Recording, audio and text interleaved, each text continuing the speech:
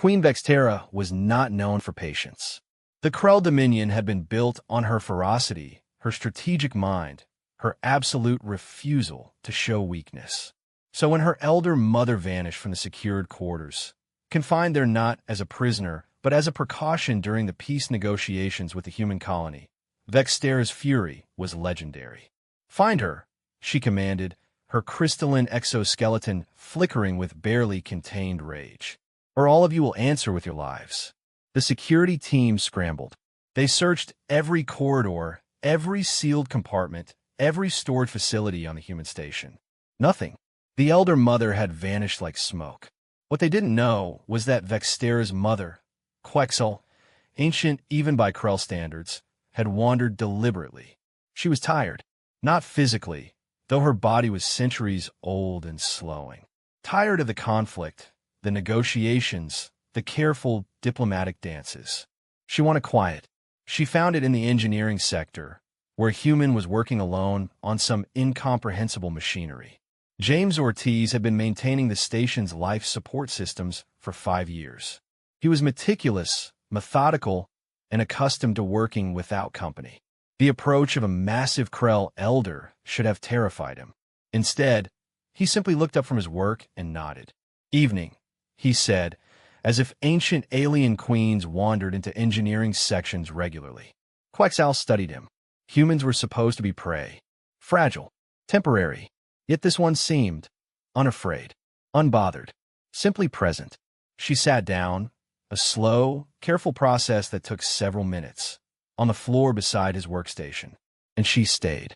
James didn't try to make conversation. He simply continued his work, occasionally glancing over to ensure she was comfortable. When he noticed her sensory tendrils drooping, a sign of exhaustion, he adjusted the temperature controls to optimize for Krell physiology. When her breathing became labored, he positioned a ventilation unit to direct better air flow toward her resting spot.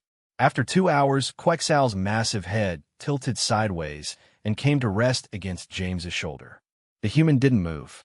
He simply sat there, calmly working, allowing an ancient alien queen to sleep against his chest like a child seeking comfort. When security found them, they froze. The elder mother was still sleeping, her breathing deep and even, her massive form somehow vulnerable in the protective cradle of a single human man's presence. James, for his part, was still at his workstation, his hands still moving across the controls with careful precision. Queen Vextera arrived moments later, her guards armed and ready for violence. She stopped dead, processing what she was seeing. "She came here," James said quietly, not moving, seemed tired. "She rested." "You dare touch the elder mother without permission?" one of the guards snarled. "I didn't touch her," James said simply. "She chose to rest against me. I simply didn't move away. Didn't seem right to disturb her sleep." Vextera stepped closer, her mandibles clicking. She was calculating threat levels, measuring danger, assessing this human who dared share physical contact with her mother. She could have him executed, could have him torn apart. Instead, she watched as Quexal's breathing became even more peaceful. "How long?" Vextera asked. 2 hours, James said. "Maybe a little more." The queen was quiet for a long time. Then, something extraordinary happened. Vextera's crystalline exoskeleton shifted through colors, a rainbow cascade that her guards had never witnessed before. It was, James would later learn, what joy looked like on a Krell. "My mother hasn't slept peacefully in decades," Vextera said, her voice strange, softer than any of the humans had heard from her. "The weight of age, of memory, of duty. It haunts her." She paused. "She trusts you." "I didn't do anything special," James said. "I just let her rest." "Exactly," Vextera said. "That is everything." She gestured for her guards to stand down. For the next hour, she simply sat nearby, watching her mother sleep against the human's chest.